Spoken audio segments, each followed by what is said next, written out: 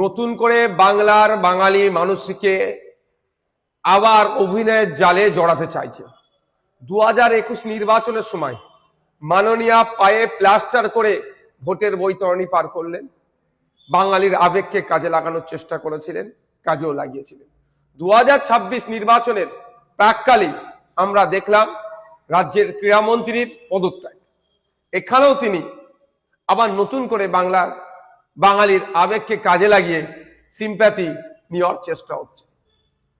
সৎ সাহস যদি থাকে, যাদের জন্য গোলযোগ হয়েছে সব কটাকে, যুব ভারতী স্টেডিয়ামে যারা গোলযোগ তৈরি করলো সব কটাকে ধরে জেলের মধ্যে রাখুক। তো যখন দেখছে বাঙালি মননে এই ধরনের চরম ক্ষোভের বহিঃপ্রকাশ ঘটছে, চরম ক্ষোভ হয়েছে, সেই সময় আমরা কি দেখছি যে নাটক করে পদত্যাগ করানো হলো এবং পদত্যাগ পত্রকে গ্রহণও করে নেওয়া হলো। বাকি যে ডিপার্টমেন্টগুলো আছে সেগুলো থেকে পদত্যাগ করা এক নম্বর কথা। দ্বিতীয় কথা, ধরে গ্রেফতার করুক।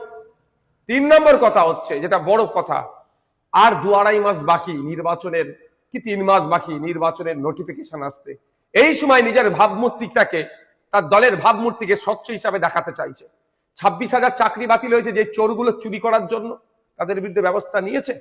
উল্টে তাদেরকে বাঁচানোর জন্য হাইকোর্ট থেকে সুপ্রিম কোর্ট বারবার ছুটে গিয়েছে। যেভাবে ফেক ST/SC সার্টিফিকেটে রমরমা, প্রকৃত ST/SCরা চাকরি পাচ্ছে না, সংরক্ষণটা পাচ্ছে না, যারা ফেক ST/SC সার্টিফিকেট ইস্যু করছে তাদের বিরুদ্ধে ব্যবস্থা গ্রহণ করেছে। একের পর এক দুর্নীতি হয়ে যাচ্ছে। আবাস যোজনা, বার্ধক্য ভাতা, বিধবা ভাতা, রাস্তাঘাটে উন্নয়নের নামে দুর্নীতি, যত রকমের দুর্নীতি হয়েছে। কার বিরুদ্ধে ব্যবস্থা গ্রহণ করেছে? বরঞ্চ আড়াল করার চেষ্টা করেছে। আমরা ভুলে যাচ্ছি না আর.জি. করের তিলোত্তমার ঘটনাটা, এত বড় ঘটনা ঘটে গেল, কি ব্যবস্থা গ্রহণ করেছে? উল্টে আরো বাঁচানোর চেষ্টা করেছে, আমরা সব জানি।